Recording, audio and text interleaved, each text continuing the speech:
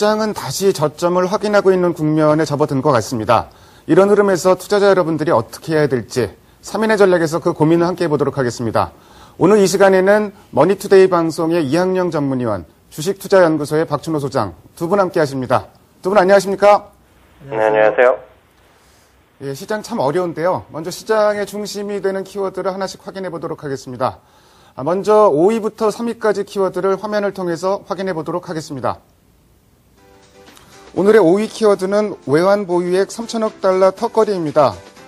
9월 말 현재 외환 보유액이 3천억 달러를 턱걸이했습니다. 심리적 지지선은 지켰다는 평가가 나오고 있습니다.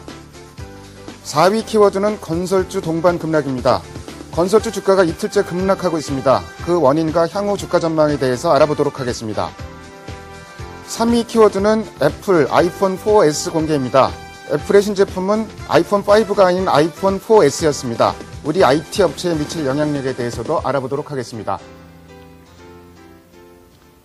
건설주 얘기 먼저 좀 해보겠습니다. 오늘 워낙 급락을 하고 있는데요. 어제 정유주, 정유주 오늘도 빠지고 있지만 건설, 정유주 상당히 급락을 하고 있습니다.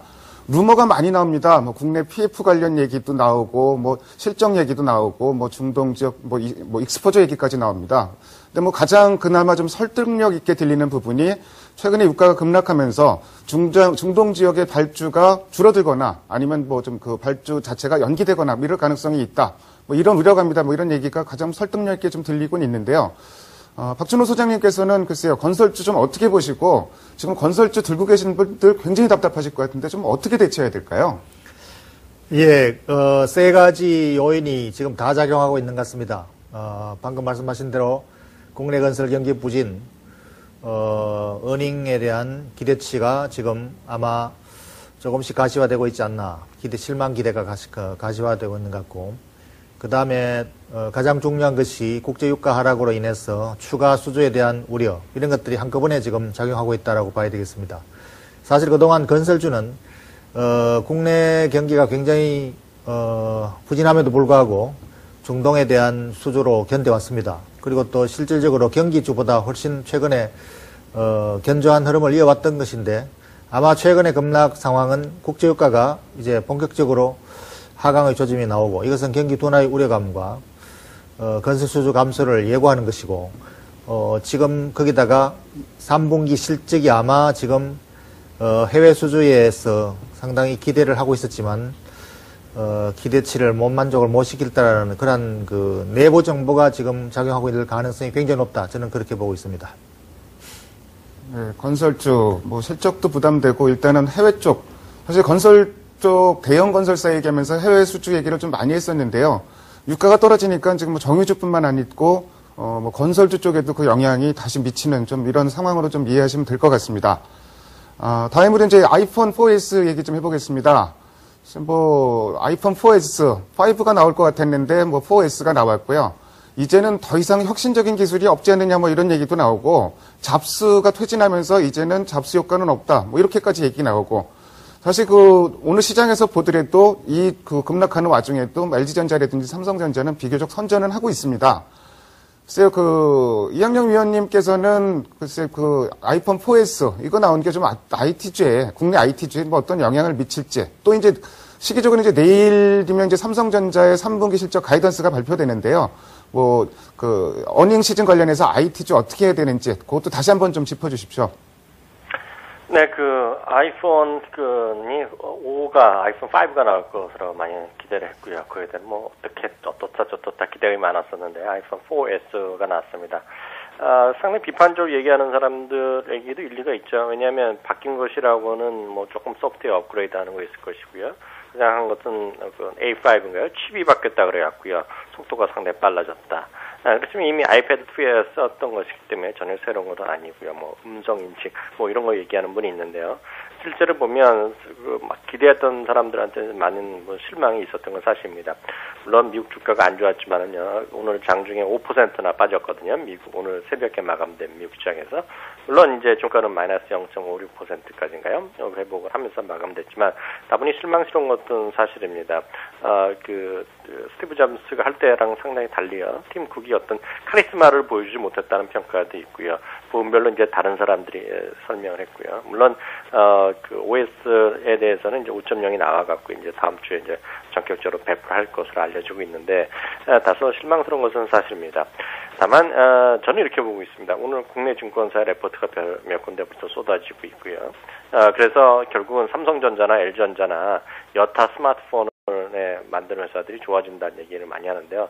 그것은 너무 좀 앞서가는 얘기 아니냐라는 생각을 저는 개인적으로 갖고 있고요.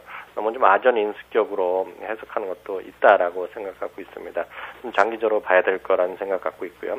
다만 이제 또 하나 질문하신 것은 실적 가이던스 얘기인데요. 실적은 3조 4천 정도가 이제 컨센서스가 이루어지고 있기 때문에요. 그 이상 갔을 경우 아니면 그 이하 갔을 경우에 따라서 약간의 시장에 영향도 있겠지만 사실 그보다는 한 2, 3주 후에 진짜 나올 그 회사의 입장 발표가 아닌가 싶습니다. 이번에 실적의 모든 것은 3분기 실적이 중요한 것이 아니라 회사 측에서 발표할 4분기 이후의 영업 환경에 대한 얘기, 어떤 기업이나 마찬가지인데요. 상당히 보수적으로 나올 가능성이 일단은 크다 보고 있습니다. 다만 삼성전자는 늘 말씀드리다시피 IT를 보시면 안 되고요. 앞서도 얘기가 나왔지만 애플 컴퓨터와 맞설 수 있는 거의 유일한 기업이기 때문에요. 나는 삼성전자다. 그 하나의 자존심 갖고 주가를 설명할 수밖에 없다라는 생각 갖고 있죠. 이게 무슨 실적이다. 애플 컴퓨터가 그 아이폰 5를 못 냈기 때문에 오늘 오른다라는 것은 너무 좀 아전인수격의 해석이라고 저는 이해하고 있습니다. 아이폰 4S 반사 효과 너무 지나치게 기대할 필요도 없을 것 같고요. 실적과 관련해서는 내일 가이던스도 중요하지만 4분기 실적 전망치 이 부분이 더 중요할 것 같다 이렇게 말씀해 주셨습니다. 다음으로 오늘의 2위 키워드를 화면을 통해서 확인해 보도록 하겠습니다. 오늘의 2위 키워드는 그리스 구제금융 연기입니다. 정말 어제 저녁, 초저녁부터 오늘 아침까지 여러 가지 소식이 정말 동시다발적으로 쏟아졌습니다. 제일 먼저 나온 얘기가 그리스 구제금융이 13일날 결정하기로 했었는데 그 회의 자체가 취소되면서 연기될 것이다. 두 번째로 나온 게 이제 유럽 은행들 자본 확충 얘기가 유로 재무장관 회의에서 그런 얘기가 나왔다. 이런 얘기 나오고 뉴욕 증시가 끝나니까 이번에는 S&P에서 무디스에서 또 이탈리아 신용 등급을 3단계나 내리는 그야말로 아주 드라마틱한 하루였다고 할 수가 있겠는데요. 소장님께 일단 그리스 상황 한번 다시 좀 여쭤볼게요. 이 구제금융이 또 연기됐는데 11월 말까지는 그리스 자체적으로는 괜찮다 이렇게 얘기도 하고 있고, 근데 당장 지금 14일에는 25유로 국채 만기가 돌아오는 상황이고요. 그래서 이거를 한쪽에서는 질서 있는 디폴트를 가기 위한 사전 수순이 아니냐 이런 얘기도 나오고 있고, 한쪽에서는 또 손실 분담 문제, 민간 분담이 지금 한 21% 되는데 50%까지 늘릴 것이다. 이런 압박이다 이런 얘기도 있는데 전체적으로 이런 상황에 대해서 좀 어떻게 보시는지 좀 정리를 해주세요. 예, 그런 얘기들이 이미 나왔던 얘기들이고요. 반복되면서 나왔다가 들어갔다가 하는 얘기고, 그리스 사태는 사실 혼란 그 자체이지 그 이상도 그 이하도 아니다. 더 이상 세부적인 분석이 필요 없을 정도로 혼란 상태에 빠져 있는 것이고, 그것은 유럽의 리더들이 빨리 수습해 주기를 기다리는 방법밖에 없다. 저는 그것이 유일한 해답이라고 봅니다. 예, 그리스 사태에 관련해갖고 앞으로도 사실은 오늘 밤에 또 어떤 일이 있을지 모릅니다. 근데 계속 여러 가지 뉴스가 많이 나오고 있는데 정말 그야말로 한치 앞을 볼 수 없는 상황인 것 같고요. 이제 다른 쪽으로 이제 유럽 은행들 자본 확충 얘기 좀 해보겠습니다. 사실 이거 자본 확충만 된다 그러면은 유로존 사태는 굉장히 한편으로 진정될 것 같은 상황도 드는데 자본 확충이 또 쉽지 않은 것도 사실이고요. 증자를 통해서 민간 자본을 끌어들이든지 내지는 이제 국영화 얘기도 좀 나오고 있고, 한편에서는 유로 재무장관회의에서 이제 레버리지를 안 하기로 했다. 이런 얘기도 좀 들리고 있고 아주 여러 가지가 혼란스럽게 들리고 있는데요. 이학영 위원님께서 이런 상황을 조금 정리를 해주세요. 네, 한마디로 그리스발 금융위기는 현재 진행형이다라고 다시 한번 제가 강조드릴 수 있어 보입니다. 오늘 이제 주가가 막판에 다우지수 기준으로 미국 얘기입니다. 미국에서 다우지수가 40분 남겨놓고요. 장마감 40분 남겨놓고 바닥에서부터 400포인트 올라오면서 급반응한 것이 바로 22에서 미유의 은행 장관들이 모여서 잘해보자, 자본 확충하자는 것인데요. 결국은 정말 살아남기 힘든 은행은 결국은 문 닫을 수밖에 없는 것이고, 그리스 문제를 떠나서요. 그리고 일부 정말 정부 자금, 국영 자금이 들어가서 일부 국유화 이런 것들이 결국 갈 수밖에 없는 수순 아닌가 싶습니다. 이번 사태 때 우리가 많이 경험했다시피요. 정말 리먼 브라더스 문 닫게 하고요. 은행들 자본 뭐 합병하고요. 심지어는 이제 그 제너럴 모터스가 정말 거버먼트 모터스로 불릴 정도로요. 국유화가 실제로 많이 됐는데요. 그런 것들의 수수는 결국 갈 수밖에 없다라는 생각을 저는 개인적으로 좀 하고 있습니다. 정말 머리 아픈 건 우리 주식 투자자, 우리 시청자분들인데요. 제 생각이 이렇습니다.